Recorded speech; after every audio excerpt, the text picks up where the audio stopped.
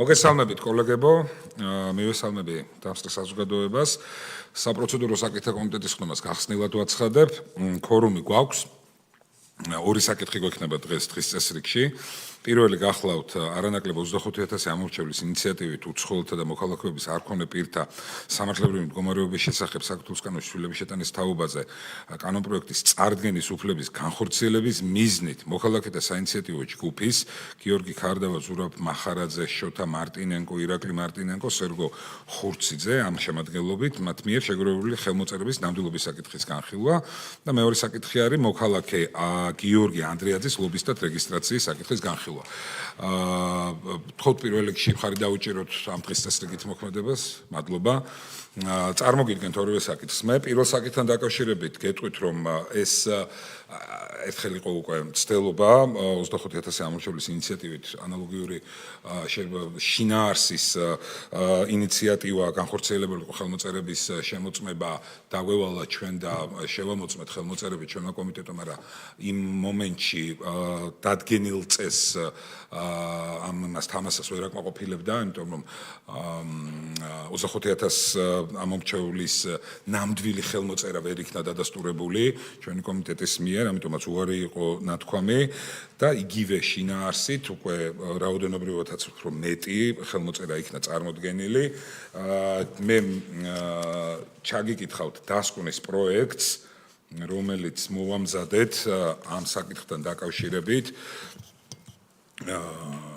საქართველოს პარლამენტის საპროცედურო საკითხთა კომიტეტმა ჩვენ დღევანდელ ხდომაზე განვიხილეს საინიციატივო ჯგუფის მიერ წარმოდგენილი არანაკლებ 25,000 ამორჩევლის ხელმოწერის ნამდვილობის შემოწმების შედეგები, რომელიც ეხება უცხოელთა და მოქალაქეების არქონე პირთა სამართლებრივი მდგომარეობის შესახებ საქართველოს კანონში ცვლილების შეტანის თაობაზე საქართველოს კანონპროექტის საკანონმდებლო ინიციატივის წესით წარდგენის უფლების განხორციელებას. საქართველოს პარლამენტის რეგლამენტის 123 მუხლის მე-6 პუნქტის შესაბამისად ხელმოწერების შესაგროვებლად პარლამენტის საპროცედურო საკითხთა კომიტეტის მიერ დადგენილი ფორმის თვითოეულ ფურცელზე ხელმოწერების სისწორისთვის პასუხისმგებელი პირი აღნიშნავს ამორჩევლის შემდეგ მონაცემებს: სახელს, გვარს, დაბადების წელს, თვესა და რიცხვს, მისამართს, პირად ნომერს, ტელეფონის ნომერს, ხელმოწერის თარიღს. ამ მონაცემებს ხელმოწერით ადასტურებს ამორჩეველი. სულ წარმოდგენილია 54,246 ამორჩევლის ხელმოწერა, აგერ არის ბაინდერებში ეს ყველაფერი, ეს დოკუმენტაცია. ამ ხელმოწერებიდან და ეს არის სულ 3,728 ფურცელი, იმ ხელმოწერების რაოდენობა, რომელიც არ შეიცავდა სრულყოფილად მითითებულ მონაცემებს, შეადგინა 16,719 ხელმოწერა და თქვენთან დარიგებულია, წარმოდგენილია გრაფიკი, სადაც არის კონკრეტული მიზეზები ასევე ახსნილი თუ რატომ იქნა ჩვენს მიერ ხელმოწერელი არანამდვილად, ვთქვათ, მიჩნეული, ბათილად მიჩნეული. საქართველოს პარლამენტის რეგლამენტის 123 მუხლის მე-12 პუნქტის ბ-ქვე პუნქტის შესაბამისად ბათილად მიიჩნევა ყველა ეს ხელმოწერა, რომელიც არ შეიცავს ამ მუხლით და შესაბამისად პუნქტით განსაზღვრულ მონაცემებს. გარდა ხსენებულისა, საქართველოს პარლამენტის რეგლამენტის 123 მუხლის მე-6 პუნქტის შესაბამისად ხელმოწერების შესაგროვებლად პარლამენტის საპროცედურო საკითხთა კომიტეტის მიერ დადგენილი ფორმის ყოველ ფურცელს ხელმოწერით ადასტურებს ხელმოწერების შეგროვებისათვის პასუხისმგებელი პირი, რომელიც პასუხისმგებელია ხელმოწერის სისწორისთვის და პასუხს აგებს მათი გაყალბებისთვის. თვითოეული პასუხისმგებელი პირის ხელმოწერა უნდა დამოწმდეს სამთავრო ბიუროში. ამასთანავე ერთ მუნიციპალიტეტში ხელმოწერების შეგროვებისთვის პასუხისმგებელი პირის ხელმოწერის სამთავრო წესით დამოწმება საკმარისია ერთხელ. მის მიერ ხელმოწერით დადასტურებული ყველა სხვა ხელმოწერების ფურცელი იმავე მუნიციპალიტეტის სამთავრო წესით დამოწმებას აღარ საჭიროებს. შემოწმებისას დადგინდა, რომ 5,628 ამორჩევლის ხელმოწერა არ არის დადასტურებული ან დამოწმებული აღნიშნული წესის გათვალისწინებით. პარლამენტის რეგლამენტის 123 მუხლის მე-12 პუნქტის ა-ქვე პუნქტის შესაბამისად ბათილად მიიჩნევა ყველა ის ხელმოწერა, რომელიც 123 მუხლის მე-6 პუნქტით დადგენილი წესით არ არის დადასტურებული ან დამოწმებული. გარდა ხსენებულისა, ამორჩეულთა ხელმოწერების შემოწმებისას დადგინდა, რომ არასრულწლოვან პირთა მიერ განხორციელებული ხელმოწერების რაოდენობა შეადგინა 23 ხელმოწერა.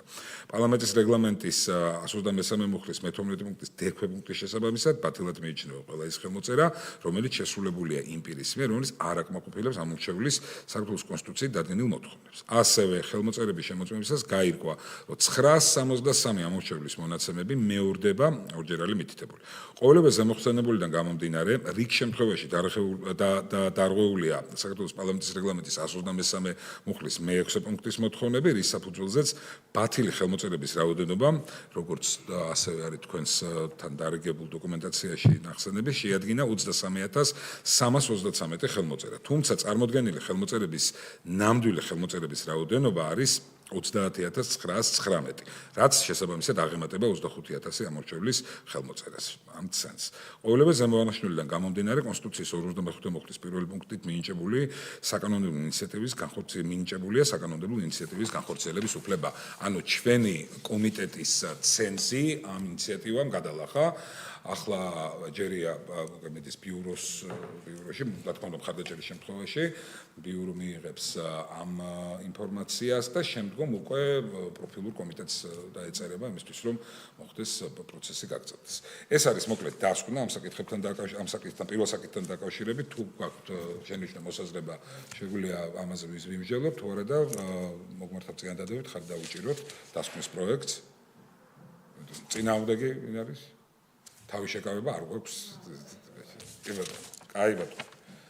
შემდგეს პირველი საკითხი. მეორე საკითხი რაც შეეხება, მეორე საკითხი გახლავთ საქართველოს მოქალაქე ბატონი გიორგი ანდრიაძე ითხოვს ლობისტად რეგისტრაციას.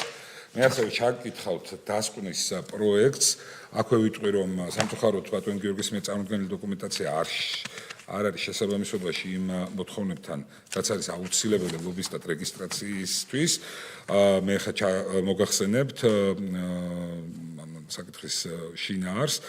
ლობისტური საქმიანობის შესახებ საქართველოს კანონის მე-5 მუხლის პირველი პუნქტის აქვე პუნქტის თანახმად, ლობისტად რეგისტრაციისთვის პირმა უნდა წარადგინოს განცხადება ლობისტად რეგისტრაციის შესახებ, რომელშიც მითითებული უნდა იყოს ნორმატიული აქტი, მისგან გამომდინარე ნორმატიული აქტები, ნორმატიული აქტის პროექტი, მისგან გამომდინარე ნორმატიული აქტის პროექტები, რომლის მიღებით ან შესაბამისად შეცვლით ან უარყოფით დაინტერესებულია გამცხადებელი. ამასთანავე ამავე პუნქტის G-ქვე პუნქტის შესაბამისად, ლობისტად რეგისტრაციისთვის პირმა უნდა წარადგინოს დავალების ხელშეკრულება ლობისტური საქმიანობის განხორციელების შესახებ. ლობისტური საქმიანობის შესახებ საქართველოს კანონის მე-7 მუხლის პირველი პუნქტის მიხედვით დავალება ფორმდება საქართველოს სამოქალაქო კოდექსის დადგენილი წესით, ხოლო ამავე მუხლის მე-4 პუნქტის აქვე პუნქტის მოთხოვნა, რომ დავალება უნდა შეიცავდეს ისეთ აუცილებელ მონაცემებს, როგორიცაა ინფორმაცია ხელშეკრულების საგნის შესახებ, იმ საკანონმდებლო ცვლილების მითითებით, რომელსაც მიზნად ისახავს მარწმუნებელი. ასევე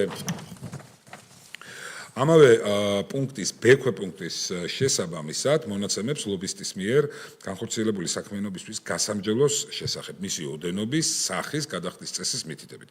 გიორგი ანდრიაძის მიერ წარმოდგენილი განცხადება და დავალების ხელშეკრულება კი ლობისტური საქმიანობის შესახებ საქართველოს კანონის ზემოთ მითითებულ მოთხოვნებს არ აკმაყოფილებს.